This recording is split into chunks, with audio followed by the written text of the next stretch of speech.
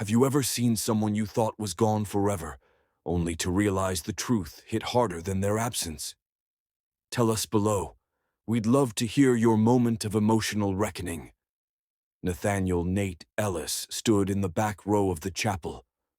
Dark suit, polished shoes, stoic. To everyone else, he was the grieving son.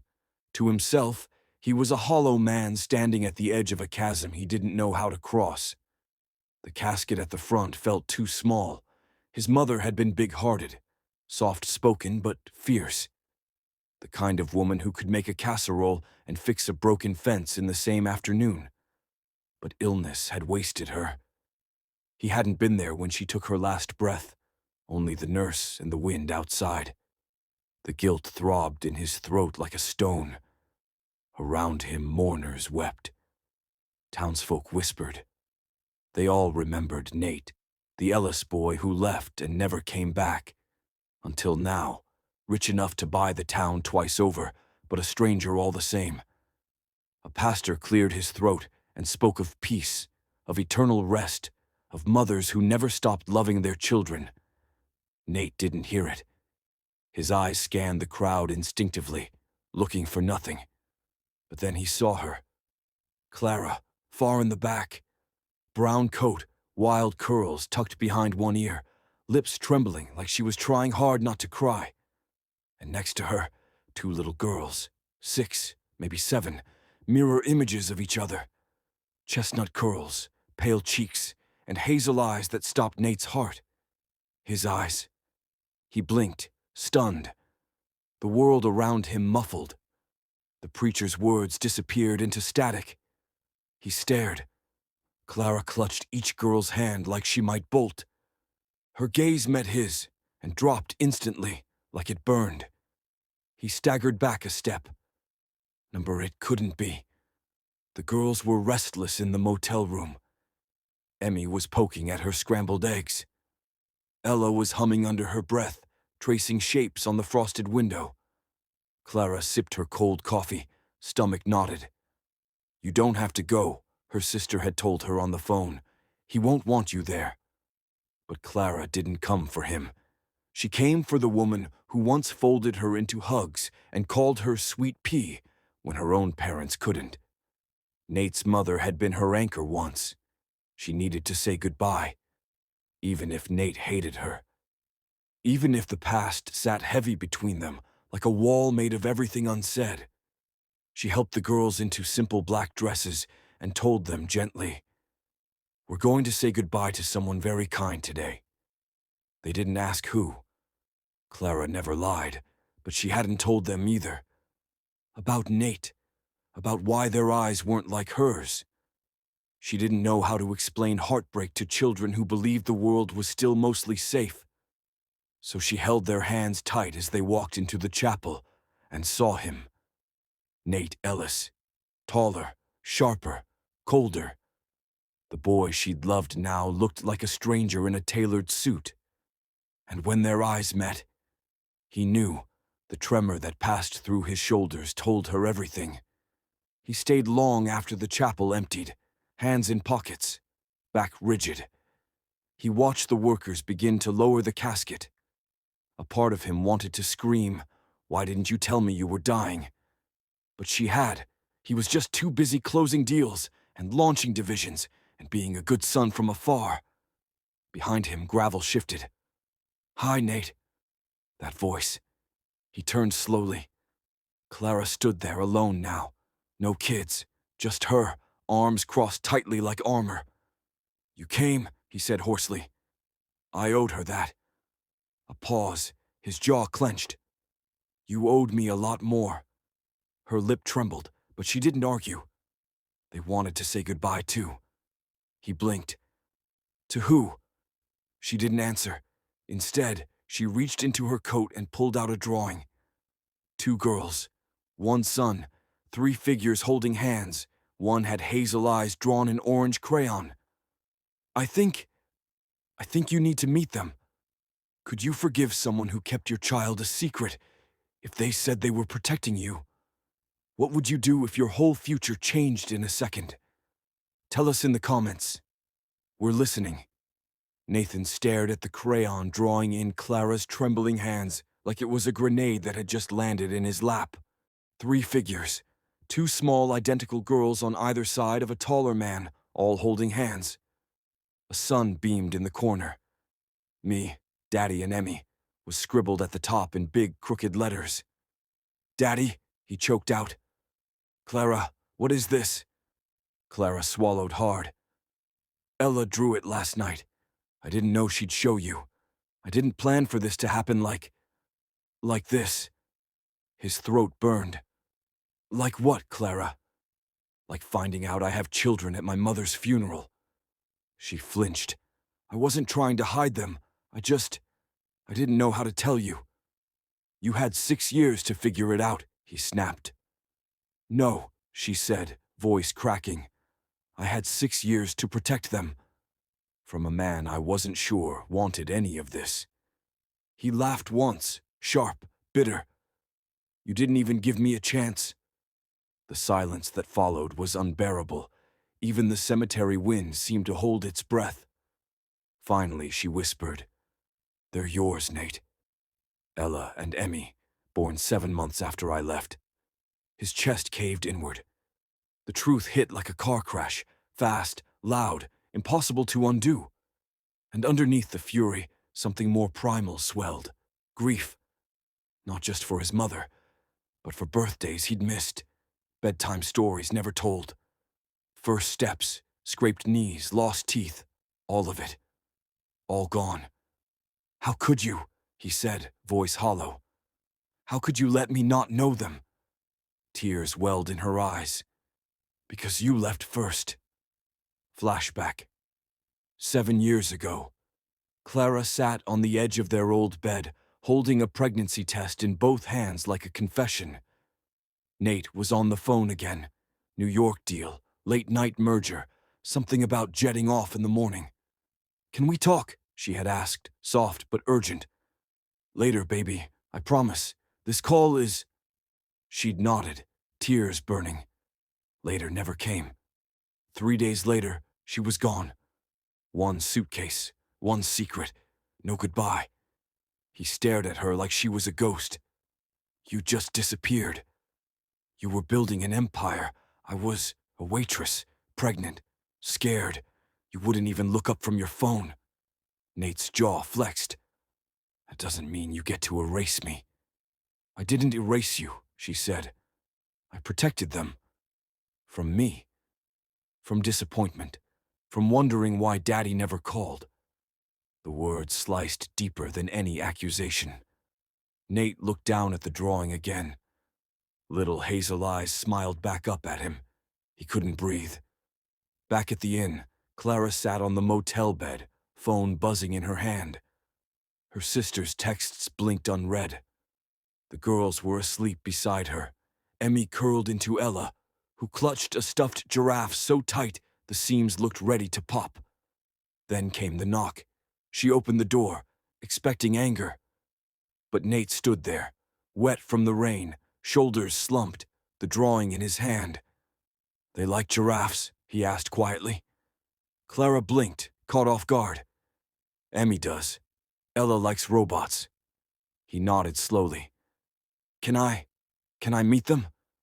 A long pause. Then she stepped aside.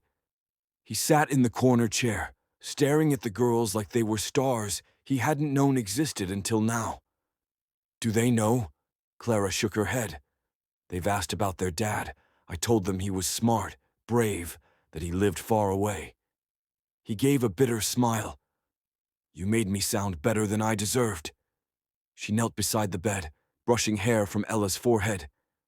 I didn't want them to hate someone I still loved. That word hung there.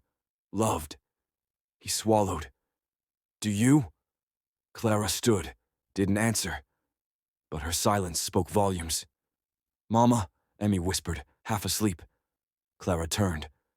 Shh, sweetheart. Just rest. But Ella sat up, blinking at Nate, her tiny brow furrowed.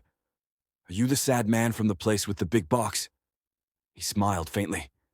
Yeah, that was me. She tilted her head. You have eyes like me.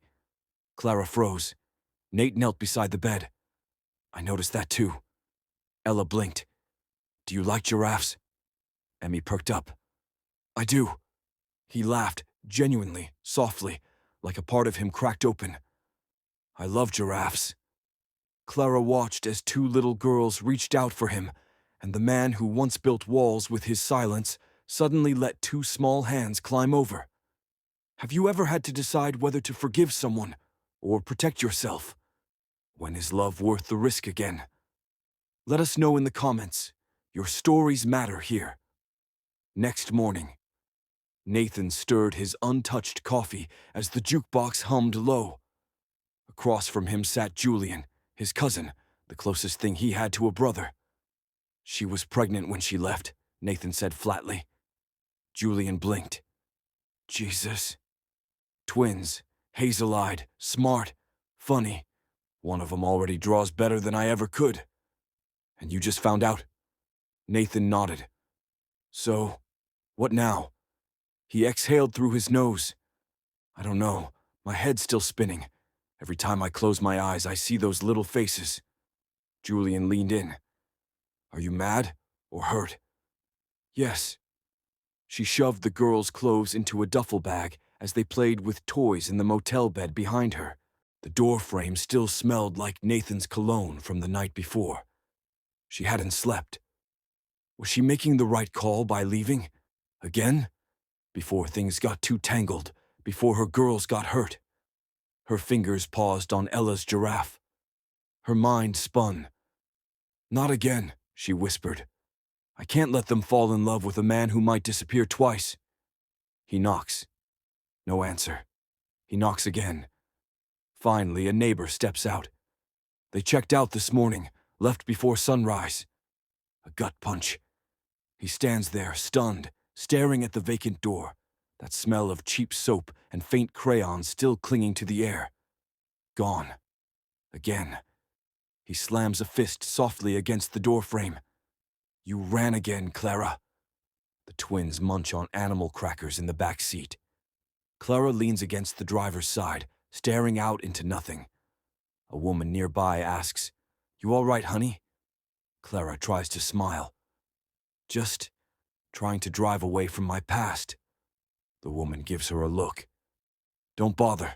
It rides in the back seat, same as your baby's. Dusty silence. Empty rooms echoing with grief. He sits on the edge of his childhood bed, the same one where he once dreamed of skyscrapers and escape. Now, all he could think about were small hands and tiny hazel eyes. He picks up a framed photo of his mother. You'd know what to do, he murmurs. You'd tell me to go after them, to fight, to show them I'm worth trusting. A beat. But what if I'm not? The girls are asleep in the back. Clara steps out into the cold night air, wrapping her coat tighter around herself. She dials a number, voicemail. Nathan's voice, distant but gentle. You've reached Nathan Wilder. Leave a message unless you're selling real estate, then send an email. Beep. Her voice is barely a whisper. I wasn't supposed to run, not again. But I got scared, Nate. Not of you. Of hope. Of what it would mean to let you in. I don't know if I'm strong enough to try again. But they deserve more than a question mark. I'm sorry. She hangs up and breaks down alone beside a vending machine. Where did she go? The old man shrugs. Didn't say, but the little one left this. A folded piece of paper. A new drawing. This time 2 little girls and a tall man and a woman with long hair. All 4 were holding hands. Above it, family. His chest squeezed. Below that, in awkward block letters, to Daddy. I hope you find us. It was only supposed to be a quick stop for gas, but Clara's tire had other plans. By the time the mechanic told her it'd take 48 hours to get the part, she was standing outside the service station with 2 sleepy girls, a broken-down car, and no idea what came next. A thin drizzle had started. Ella shivered. Ruby complained she was hungry. Clara crouched to zip up their coats tighter. Behind her, the shop bell jingled. "Ma'am," the mechanic called. "Your roadside assistance. It's arriving. Friend of yours, apparently." She turned and froze. Nathan stood under an umbrella, his expression unreadable. "I tracked the motel's phone log. You called me." He held up the umbrella, stepping closer. "So I came." The mechanic had cleared out a side room, linoleum floor, space heater, 2 folding chairs. Not exactly cozy, but dry. The girls fell asleep on a makeshift pile of coats and towels. Clara sat across from Nathan, hugging her knees. "I wasn't going to call," she said. "But you did." She nodded. He leaned forward, elbows on knees. "You left because you thought I'd leave." She didn't respond. He softened. "You didn't trust me to stay." "I didn't trust me to stay," she said quietly. "I've run from everything good in my life, Nathan. From you. From the dream of being a mom who had it all figured out." He looked over at the twins. "You've done all right," she smiled bitterly. "I'm one flat tire away from breakdown." "I think we all are," he murmured. "The difference is whether we let someone sit with us while we wait." The rain grew heavier. The power flickered. Nathan pulled his jacket off and draped it over the girls. "I missed this," he said, not looking at her. "Us. The quiet. The way you used to hum when you stirred sugar into tea. The way you'd correct me every time I called oatmeal a meal." She laughed softly. "It's a texture, not a food." He smiled, then silence. Thick, warm, fragile, like a string between them, frayed, but not broken. Flashback. 7 years earlier. Clara and Nathan sat on the hood of his first car, parked outside his mother's house. She had just told him she was late. His reaction hadn't been great. He'd stared at the stars like they held an answer. She remembered the ache of waiting. Then his words. "I'm not ready. I don't want to trap you in my mess." It wasn't anger that made her leave. It was heartbreak. "I didn't leave to punish you," she whispered. Nathan nodded. "I know that now. I just wish I'd been someone worth staying for." A beat. She wiped a tear. "You were.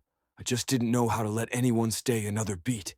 The room buzzed with something unspoken.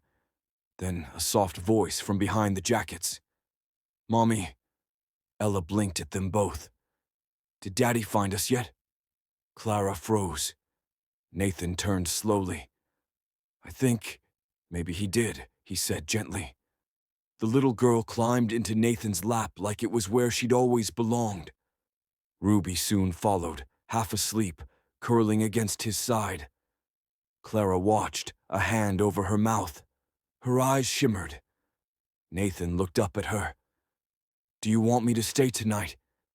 Clara hesitated, not out of fear, but out of awe. "Not just tonight," she said finally. "I want you to stay until they don't ask if you're staying anymore." The twins slept curled beside Nathan, his arms wrapped around them protectively. Clara stayed awake, watching. She hadn't known how much weight she'd been carrying until it finally had somewhere to rest. Outside, the storm raged. Inside, for the first time in years, she wasn't afraid. The next morning, the rain had stopped, leaving the town washed clean. Dew glistened on the windshield of Clara's broken-down car. Inside the garage's side room, the twins stirred beneath Nathan's jacket. Clara woke with her back against the wall, Nathan's soft snore humming nearby. For a fleeting moment, it felt like the family she used to imagine in her loneliest nights. Reality crept in with the sunrise.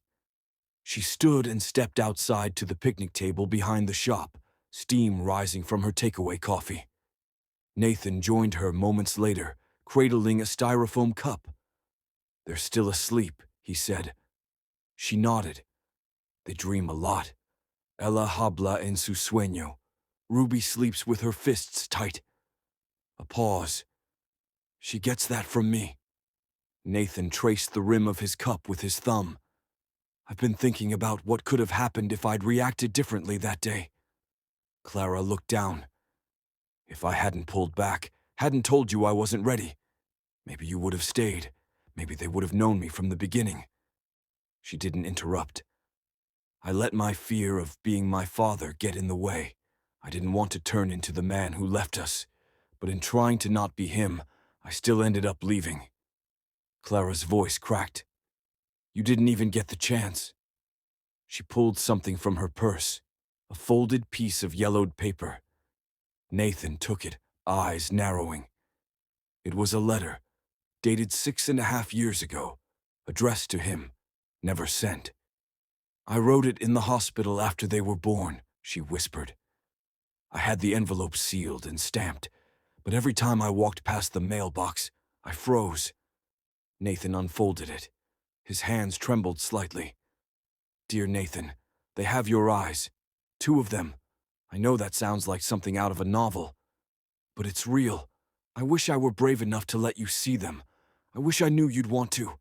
But I'm afraid if I reach out and you don't reach back, it'll break me completely. Nathan's eyes blurred halfway through. He had to stop reading. You wanted me to find you, he said, voice cracking. I wanted you to come without me having to beg. She reached into her wallet and handed him a photo.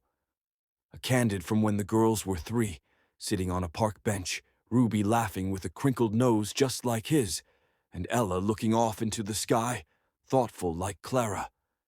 He stared at it in silence. This was the day I realized they weren't just mine, she said. They were ours, and I'd have to carry that every day, alone, because I didn't know how to fix what we broke. Flashback Clara's darkest hour. Clara, 27, pacing a cramped hospital room with a crying newborn in each arm. A nurse offers to hold one. Clara shakes her head. I can do this, she insists. But when the door shuts and the silence returns, her knees buckle. She sobs into a baby blanket, whispers into the dark, Please, come find me. I don't know how to ask. Nathan stood, pulled something from his wallet. A receipt, worn, faded, from a diner in Chicago, dated 5 years ago. Clara frowned. I went looking, he said. 6 months after I got sober, I'd heard through my mom's old coworker that you might have had the babies. I called every Clara in the Tri-County area, checked shelters, hospitals. Her mouth opened slightly. You never told me that. I didn't think I had the right to. I thought it was too late. You said you were afraid of becoming your father, she said, but you're nothing like him. He swallowed. That night, I didn't just panic. I found out about my dad's second family. Found out he left a kid behind, a brother I never met. It broke me. She leaned in. And now, I want to stop running. I want to meet the versions of me you've raised. Clara's voice was a whisper. Then don't look at me. Look at them. Nathan walked back into the garage where the twins had woken up and were coloring on napkins with borrowed markers. He knelt beside them. Mind if I draw too? Ruby tilted her head. Do you know how to draw unicorns? He smiled. Not yet, but I can learn. Ella handed him a marker and gave him a serious look. If you mess up, we'll still like you. Nathan blinked quickly. Thanks, kiddo. I needed that. Nathan had never seen a morning like this. Not in courtrooms, boardrooms, or penthouses. Not even in the few sunrises he bothered to notice. But this morning, on a rickety old bench, eating vending machine snacks with 2 girls drawing unicorns and a woman who once shattered his heart, felt like enough. Clara sat across from him, cross-legged on the floor, watching the girls draw their family. 4 stick figures, 2 little ones with curls, a tall one labeled me, and a new one, broad-shouldered, with hazel dots for eyes, labeled Daddy. Nathan's breath caught. They didn't ask me, Clara whispered. They just drew it. Later, they walked to a nearby park. The twins darted through puddles, chasing each other with the fearless energy of children who had weathered too many rainy days. Nathan stayed close, laughing when Ruby yelled, "Slow poke," at a passing jogger. He turned to Clara. "They're magic," Clara chuckled. "They are, and exhausting. Like their mother." She elbowed him gently, and the gesture felt familiar, like a memory they hadn't lived yet. At a corner truck, Nathan bought ice cream for all four of them. He watched as Ella methodically licked her cone from the bottom up, and Ruby smeared chocolate all over her cheeks. "You okay with sugar this early?" he asked Clara. "I learned to pick my battles. Ice cream buys me 20 minutes of quiet." They sat together on the grass. "I used to picture this," Nathan admitted. "Us. Somewhere small, nowhere fancy. Just quiet and good." Clara looked at him, eyes softer. "Me too." A long silence. "Do they know?" he asked. "Not yet. I didn't want to confuse them before you were sure." "I am." That evening, Clara offered to let him walk them through bedtime. He hesitated at first, standing in the doorway of the tiny motel room they'd checked into that afternoon. But then Ruby pulled him in by the hand. He read them a story, tripping over the voices, earning giggles. He tucked them in clumsily, smoothing their hair back and kissing their foreheads. As he turned to leave, Ella's voice stopped him. "Are you gonna leave tomorrow?" Nathan froze. Clara looked over, holding her breath. He bent down beside her bed. "I don't know everything yet, Ella, but I know I want to be here today, and I want more days, if you'll let me." She stared at him a long time, then nodded once, solemn. "Okay." Later, Clara and Nathan sat outside the motel room on plastic chairs, legs stretched out, watching cars pass under flickering streetlights. Clara sipped a cold cup of tea. Nathan nursed a can of soda. Neither spoke for a long time. Finally, Clara broke the silence. "I used to lie awake wondering what I'd say to you if this ever happened. And I never imagined I'd want it to happen this badly." Nathan leaned in. "I've made every mistake. I've been selfish, arrogant. I ran. You came back." He looked at her. "Do you think there's a version of us that still exists?" Clara smiled faintly. "If we build it, slowly." Nathan reached into his coat pocket and pulled out a small velvet box. Clara's eyes widened. "It's not what you think," he said quickly, opening it to reveal a simple gold locket. "My mom wore this. She left it for me with a note that said, 'Give this when your heart remembers where home is.'" He placed it gently in Clara's hand. "I want them to know where they come from. I want them to know this. All of this isn't just a visit." Clara blinked quickly and nodded. The locket caught the motel light, spinning gently in her palm. "Pause before we continue. Let me ask you this question. Have you ever let fear keep you from the one thing you wanted most? Share a time you wanted to reconnect with someone, but didn't know how. Your comment might help someone else find the courage to reach out. Now let's continue." It was early the next morning when Nathan found a crumpled envelope tucked inside one of his mother's old cookbooks, something he had grabbed from the house before it was emptied. The envelope was aged, the handwriting unmistakable. His mother's. Inside, a letter, dated 5 years ago. "Nathan, if you're reading this, it means you found your way home, not just to the house, but to your heart. I met Clara. She came to me. She told me about the babies. You weren't ready then, but maybe someday you will be. I didn't tell you. I couldn't. Not until you were the kind of man who'd read this and stay." Nathan stopped breathing. His mother knew. She had known all along, and Clara had come to her. He staggered back, dropping into the motel chair like the wind had been knocked out of him. Clara returned from the store with the girls. They skipped inside, clutching new coloring books, oblivious to the storm building. Nathan stood still, the letter in his hand. She paused. What's wrong? You told her. His voice was low. Clara looked at the envelope. You found the letter. You told my mother 5 years ago, and you didn't tell me? I tried to, Nathan. You blocked my number. You changed cities. You made it clear you didn't want anything to do with me. You could have written, come to my firm, my house, anything. You told her, but never me. I was scared, she whispered. You broke me. I thought if you saw the girls, you'd want custody just to prove a point. Don't you dare say I'd use my kids like weapons. You used me like one. Voices rose. The girls peeked out from the bedroom, frightened. Clara noticed, rushed to close the door. Nathan paced, hands in his hair. You had no right, none. She died, Clara. She died keeping that secret for you. Clara's voice broke. She promised she would tell you when you were ready. I didn't know she never did. So you both decided, when I was allowed to be a father? I was alone, Nathan. You were gone, and I had nothing. I made choices, maybe wrong, but out of survival. Don't make this noble, he snapped. I didn't keep them from you to punish you. I kept them from you because I didn't know if you were still the man who left me for a law firm in Chicago, or someone who could change a diaper at 3 a.m. The air hung heavy between them.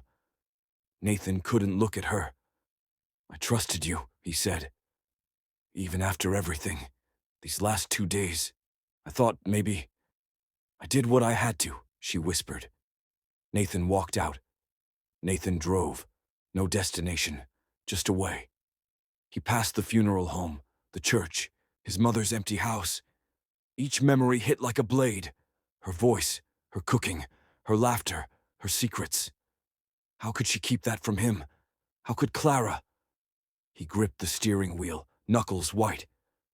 Then, he saw a bench outside the old playground where he and Clara used to sit during college. He stopped.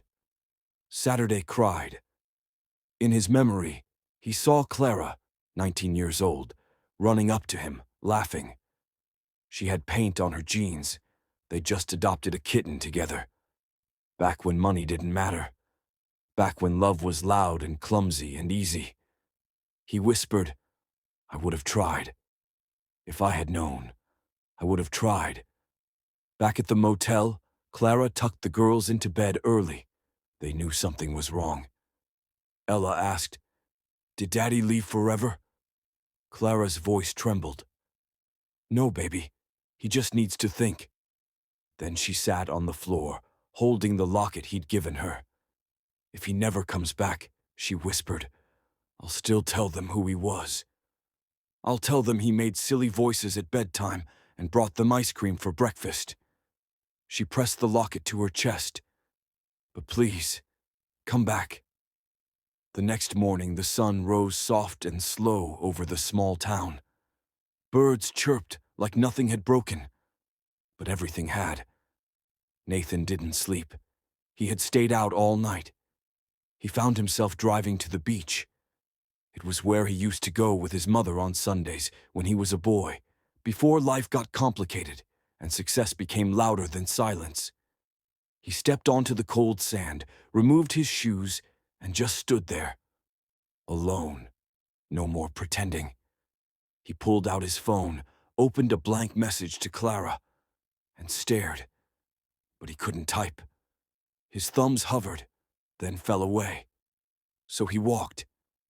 Each footstep in the sand a question. As he reached the water's edge, he bent down and did something he hadn't done since he was a teenager. He wrote a name in the sand. Hazel. The name of the twin with his exact eyes. The one who had asked him yesterday if he'd stay. The one who had colored him a drawing of Daddy in his cloud suit. He hesitated. Then he added another name. Ella. Then Clara. He stared at the 3 names. The tide licked closer. He whispered, I've been running for so long, and now that I finally stopped, I'm the one who's late. Clara was dressed, bags packed. The twins had their backpacks on, unaware of what was coming. She had called a friend in Maine, said she'd stay with her until she figured out a plan. She couldn't afford to stay in this town, not with its memories, not with the heartbreak still fresh. As she checked out of the motel, she left a note at the front desk. "If Nathan comes back, please give him this. Clara." Inside the envelope, a folded drawing from the twins. A letter. Nathan didn't return to the motel until just before checkout ended. He walked in, exhausted, sand still on his jeans. The desk clerk handed him the envelope. "They left just an hour ago." His hands shook as he opened the letter. "Nathan, maybe we weren't meant to raise them together. Maybe we were just meant to create them. Two tiny miracles who laugh like you and sleep with their mouths open like me. But if you decide this isn't the end, I'll be in Maine for a while. Ella and Hazel keep asking about you. They already think the world of you. I'm scared, Nathan. Still. But I'd rather be scared with you than alone. You know where to find us. Clara." He read it twice. 3 times. Her words weren't desperate. They weren't angry. Just open, raw, honest. It was a mirror held to his soul. He had spent years mastering courtrooms, deals, and deadlines. But this was the first truth that mattered. Could he live with missing another year, another birthday, another Sunday afternoon on the couch? Number not again. Nathan booked the flight that evening. He packed light. As the plane ascended, he stared out the window and thought of his mother, of how she held that secret not out of cruelty, but because she wanted him to become someone capable of carrying it. He whispered, "I'm ready now, Mom. I hope you knew I'd get here." The girls played in a yard full of fallen leaves. Clara stood on the porch with a mug of tea, her hair in a loose bun. She was trying not to hope, but couldn't help it. Then, a car pulled into the driveway. She dropped the mug. It shattered on the wood. The girls squealed. "Daddy!" Nathan stepped out of the car, the girls already sprinting toward him, all pigtails and giggles. "Daddy, did you fly here?" Hazel shouted, eyes wide. "I did," he smiled, kneeling to catch them both in his arms. "Fast as I could." Ella looked up at him. "Did you miss us?" He kissed her forehead. "Every second, even the ones I didn't know I was missing." Clara stood frozen on the porch. The last time she saw him, he was breaking apart in a funeral home. Now, he was whole and coming home. He walked toward her slowly. "I didn't know how much I needed you," he said quietly, "until I saw you standing there, holding them, holding my future." Clara's lips trembled. "Nathan, this isn't easy. You don't just get to walk back in like nothing happened." "I know," he said. "I don't want to start over like nothing happened. I want to start because everything happened." He paused, then reached into his pocket and handed her the folded drawing the twins had made. "I carried this across 3 states. It told me what my heart didn't have the words for." She unfolded it. It was a crayon sketch. A little house. 4 stick figures. One labeled Mommy, one labeled Daddy, and the twins holding balloons. A cloud floated above the house with the words, "Our family lives here." Her hand flew to her mouth. She whispered, "I didn't know if you'd choose us." He took a step closer. "I didn't either, until I did." That night they sat on the porch under a blanket, watching the girls chase fireflies. Clara leaned her head on his shoulder. "Do you know," she said softly, "when I left New York, I thought I was leaving behind a mistake." "And?" he asked. "I was wrong," she whispered. "I was carrying a miracle." He turned to her. "You gave me a second chance at life and at love. I'll never waste either again." She smiled through tears. "Then stay." He nodded. "Forever, if you'll have me. 1 year later, a small farmhouse sat on a quiet main road. Out front, a hand-painted sign swung from a white post. The Hazel and Ella House for healing families. Clara had opened it with Nathan's support, a space for single parents to rest, regroup, and recover. Inside, laughter echoed through the kitchen. Nathan, now grayer around the edges, but softer in the eyes, was flipping pancakes. Clara walked in holding coffee and a new sketch from the girls. "Guess what they drew today?" she teased. He held up a spatula. "If it's me in a superhero cape again, I want royalties." She grinned, handing him the drawing. It was their wedding. Stick figures again. But this time Clara had a veil, Nathan had a goofy grin, and the girls held signs that read, "We said yes too." He laughed, then pulled her close. "Can we make one change?" he asked. "To the drawing?" "Number to the family." She raised an eyebrow. He whispered in her ear, "Let's try for one more." Her jaw dropped, then she laughed, deep and joyful. "God help that child," she said, "if they get your stubbornness and my sarcasm." That afternoon, they visited the beach where Nathan had written their names in the sand. They stood where the tide had washed it all away, and yet everything remained. He bent down, picked up a shell, and handed it to Hazel. "What's this?" she asked. "It's what brought me back to you," he said. Ella added, "You mean Mommy?" "No," Nathan replied, looking at all three of them. "All of you. Do you believe that love can survive time, secrets, and heartbreak? If you were Clara, would you have opened that door or walked away?" The end. Thanks for staying with me as I pour out my heart. See you tomorrow.